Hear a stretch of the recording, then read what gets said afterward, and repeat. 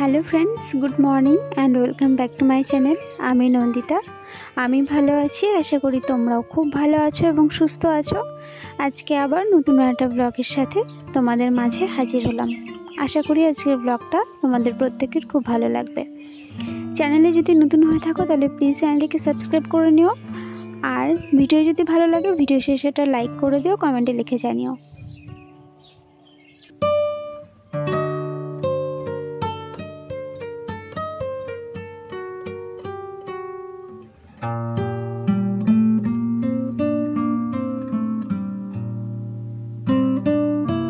কদিন একটানা নিম্নচাপের জন্য এবং বৃষ্টির জন্য ছাদে আর আসতে পারিনি, তাই ছাদটা একদম অগোছালো, একদম ছড়িয়ে ছিটিয়ে যাচ্ছে তাই হয়ে আছে, কারণ ছাদের কোনো কাজই আমি করতেই পারিনি।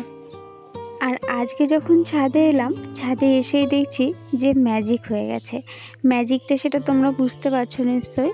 এর আগের ব্লগটায় আমি যখন তোমাদের বলেছিলাম রেইন লিলি গাছগুলোর সম্বন্ধে, যেমন রেইন লিলি গাছে একদমই ফুল আসছে না, সেই জন্য তখন তো রৌদ্র ছিল, বৃষ্টি পড়ছিল না, তো আমি কিছু রাসায়নিক সার অ্যাপ্লাই করি, লাল পটাশ আর ডিএপি। আর তার সাথে সাথে গাছগুলোকে একদম টান টান রোদে রেখেছিলাম। তারপরই খুব বৃষ্টি হয়েছিল, একদিন তো টানা বৃষ্টি হয়েছে আর প্রচুর বৃষ্টির জল খেয়েছে রেইন লিলি গাছগুলো। আর তাছাড়াও আমি রাসায়নিক সার অ্যাপ্লাই করার আগে যে পাতাগুলো হয়েছিল সেই পাতাগুলো কিন্তু ছাঁটাই করে দিয়েছিলাম। তার এই কটা জিনিস এই গাছটার দিকে একটু লক্ষ্য করেছি এবং এই কটা কাজ করেছি, তারপরে কিন্তু আমার রেইন লিলি গাছে ফুল চলে এসেছে। তো তোমরা তো নিজের চোখেই দেখতে পাচ্ছ, যদি তোমাদের গাছেও কারোর ফুল না আসে তাহলে তোমরা কিন্তু এই টিপসগুলো ফলো করতে পারো। প্রথমত অযথা যে পাতাগুলো রয়েছে সেই পাতাগুলো ছেঁটে দাও। তারপরে যদি 3-4 দিন গ্যাপে থাকে বৃষ্টিটা, তাহলে যদি রৌদ্র ওঠে তাহলে রাসায়নিক সার ওই যে দুটোর কথা বললাম ওই দুটো অ্যাপ্লাই করো। আর তারপর একদম টান টান রৌদ্রে রেখে দাও। তারপর যখন বৃষ্টি হবে আচ্ছা করে বৃষ্টির জল খাও। ফুল না দিয়ে যাবে কোথায়, ফুল দিতে বাধ্য।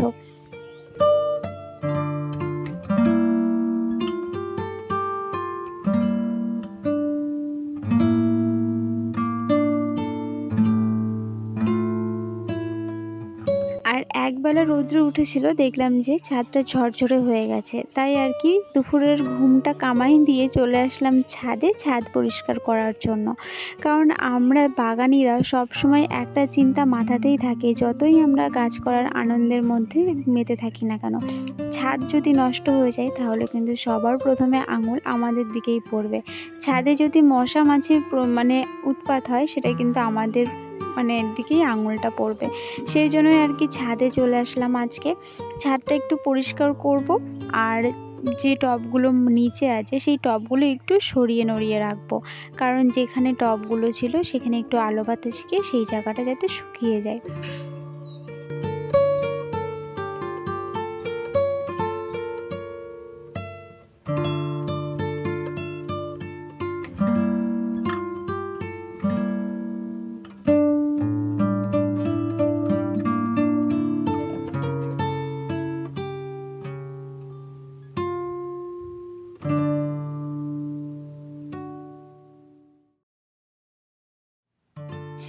আর এদিকে তো দেখতেই পাচ্ছ যে আমার অ্যাডেনিয়াম গাছগুলোতে কি পরিমাণে ফুল এসছে। কদিন টানা বৃষ্টির জন্য কিছু ফুল ফুটতেই পারিনি, তার আগেই পচে গেছে, কত কুড়িও পচে গেছে। সেইগুলো আর কি পরিষ্কার করে গাছটাকে একটু ঝরঝরে করলাম।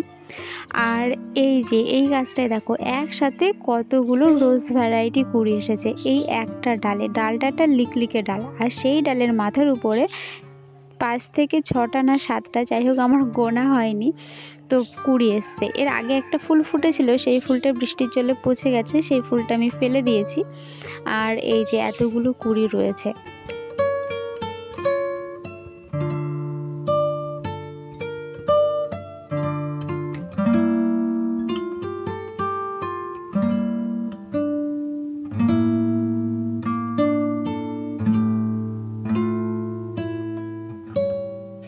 এই বর্ষার মধ্যে অ্যাডেনিয়াম গাছে যদি খাবার দিই তাহলে নাকি কর্ডেক্স নরম হয়ে যায় বা কর্ডেক্সের ক্ষতি হয়, সেই কারণে ভয়ে ভয়ে আর কি খাবার দিতে পারছি না। এই বৃষ্টির জল খেয়ে খেয়ে ওরা হচ্ছে এত ফুল দিচ্ছে, কিন্তু একটা ভয়টা সেখানেই লাগছে পুষ্টির অভাবে, যাতে গাছের কুড়িগুলো ঝরে না যায়। তো তোমাদের কি মতামত আমাকে কমেন্টে জানিও। আমি একা একা ডিসিশন নিতে পারছি না যে খাবার দেওয়াটা ঠিক হবে কি হবে না। যদিও বা কোনো খাবার দিই তাহলে কি খাবার দিলে ভালো হবে।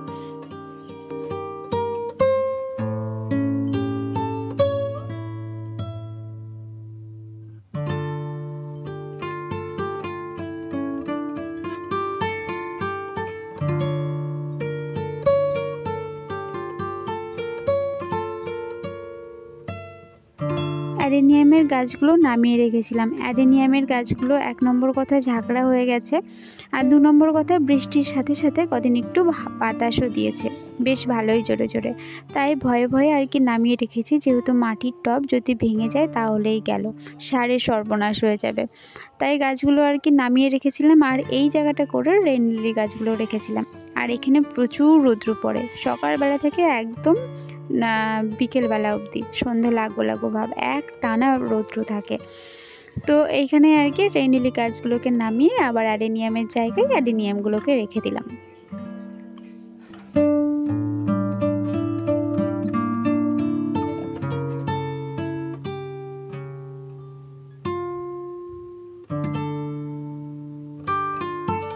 রোজ ভ্যারাইটি যে ডালটা রয়েছে, মানে যে গাছটা রয়েছে, ওই ডালটা ও আর ভার নিতে পারছে না, বারবার দেখছি মাথাটা নিচুর দিকে ঝুঁকে রয়েছে। তাই আর কি একটা লাঠি দিয়ে সাপোর্ট দিয়ে দিলাম। এখন ফুল ফোটার পরে কি অবস্থা হবে সেটা ওই জানে, ভেঙে না যায় ডালটা, এটাই একটা ভয়। তো এই যে এই কটায় রয়েছে আমার কাছে অ্যাডেনিয়ামের গাছ। আমি বেশি গাছ বাড়াতে চাইছি না বলে আমার কাছে অ্যাডেনিয়ামের বীজ থাকা সত্ত্বেও আমি কিন্তু চারা দিইনি। তবে আমার হাজব্যান্ড সমানে আমাকে বলে যাচ্ছে, কি গো অ্যাডেনিয়ামের বীজগুলো কবে বসাবা, কবে চারা করবা, কারণ ও প্রচণ্ড ভালোবাসে এই ফুলের গাছ।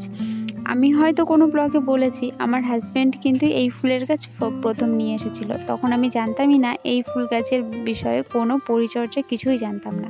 তারপরে যখন এই গাছগুলো সম্বন্ধে পরিচর্যা জানি, পরিচর্যা করার পরে যখন ফুল ফোটে তখন এই গাছের প্রতি আমি নিজেই ফিদা হয়ে গেছি। তবে হ্যাঁ, আমার হাজব্যান্ডের পছন্দের ফুল অ্যাডেনিয়াম, কিন্তু আমার পছন্দের ফুল কোনটা সেটা আমি নির্দিষ্টভাবে বলতে পারবো না, কারণ যখন যে গাছে ফুল হয়ে থাকে তার সৌন্দর্য দেখে তখনই তার প্রেমে পড়ে যায়, ঠিক এরকম একটা ব্যাপার। তাই আমার আর নির্দিষ্ট ফুল যে কোনটা প্রিয় সেটা আমি আর বলতে পারি না কাউকে।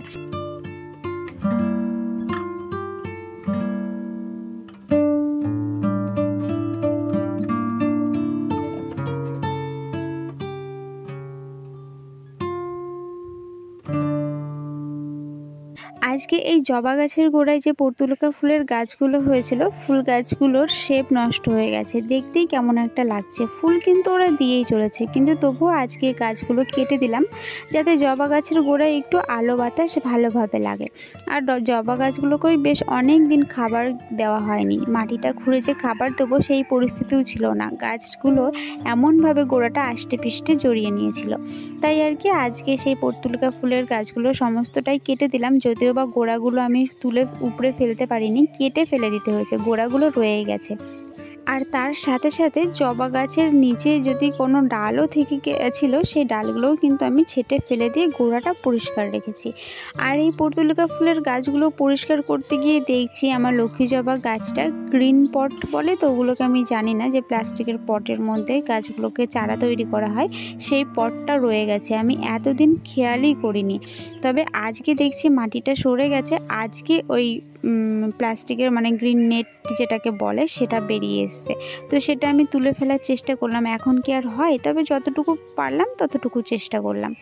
এর আগেও আমার একটা পুনে ভ্যারাইটি যে জবা গাছটা ছিল, সেই জবা গাছও কিন্তু এই গ্রিন নেটের মধ্যে বসানো ছিল, তবে সেটা আমি ফেলে দিয়ে মানে কেটে ফেলে দিয়ে তারপরে কিন্তু গাছটা প্রতিস্থাপন করেছিলাম, কিন্তু এই গাছটাকে আমার আর খেয়ালই করা হয়নি।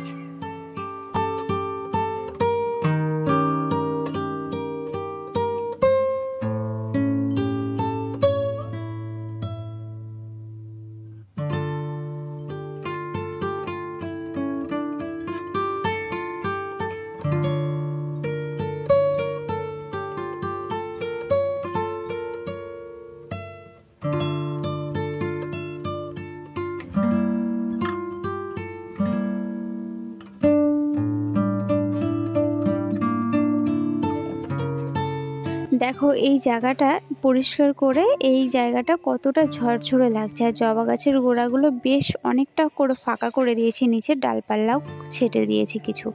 আর আজকে আমি আর খাবার দেব না, কালকে যদি দেখি যে রৌদ্র উঠেছে সকালে ঝলমলে, তবেই কিন্তু ভাবছি যে মানে আগামীকাল আমি কিছু রাসায়নিক সার অ্যাপ্লাই করে দেবো গাছগুলোতে। কারণ গাছগুলো বৃষ্টির জলেই আমাকে ফুল দিয়ে চলেছে। তবে আমারও একটু মায়া হচ্ছে যে না, আমি একটুখানি ওদের খাবার দিই, অনেক দিন খাবার দিইনি, যেহেতু জবা গাছ খেতে ভীষণ ভালোবাসে। তো যাই হোক, এখানে আরও একটুখানি জায়গা করলাম এখানে গাছ রাখার জন্য। তবে সবটা তো তোমাদের সাথে আজকে একটা ভিডিওর মধ্যে শেয়ার করতে পারছি না, অফ ক্যামেরায় আমি অনেক কাজই করব আজকে। এখানে ভাবছি নয়নতারা ফুলের গাছগুলো রাখবো। আর তার পাশে একটা গাছ আছে, সেটা হচ্ছে তারা গাঁদা গাছ। দেখো এই গাছটা অনেক দিন অযত্নেই একা একাই হয়ে রয়েছে। গাছটায় মিলিবাগ লেগে গেছিলো, কিন্তু ওকে আমি দেখিনি, একা একাই মিলিবাগগুলো সেরে গেছে। তো সেই গাছটাকে একটুখানি চারিদিক দিয়ে বেঁধে সুন্দর করে একটা শেপ দিয়ে রাখলাম। আর এই গোড়ায় দেখো কিচ্ছু নেই, শিকড় বাকড় সব উঠে চলে এসছে খাবারের জন্য। তো এই গাছটাকেও কিন্তু আমি তার সাথে সাথে খাবার দিয়ে দেবো। এখানে সবকটা অ্যাডেনিয়াম গাছের থেকে দেখো যে গাছটা কুড়িয়ে পাওয়া, সেই গাছের ফুলগুলো যেন বেশি মিষ্টি লাগছে। কথাই আছে, ছোটোবেলায় যখন ঘুড়ি কেটে যেত তখন কিনে ঘুড়ি ওড়ানোর থেকে ওই কুড়িয়ে পাওয়া ঘুড়ি ওড়ানোতেই বেশি মজা লাগতো। ঠিক তেমনি এই ফুলটাও তাই, ফুলের গাছটা কুড়িয়ে পাওয়া বলেই হয়তো এই ফুলটা এত মিষ্টি সব অ্যাডেনিয়ামগুলোর থেকেও। তো যাই হোক বন্ধুরা, আজকের মতো এই ভিডিওটা এই পর্যন্তই। দেখা হচ্ছে নেক্সট ভিডিওতে। ততক্ষণ সবাই খুব ভালো থাকো, নিজের ছাদ বাগানটাকে ভালো রেখো। আজকের মতো টাটা।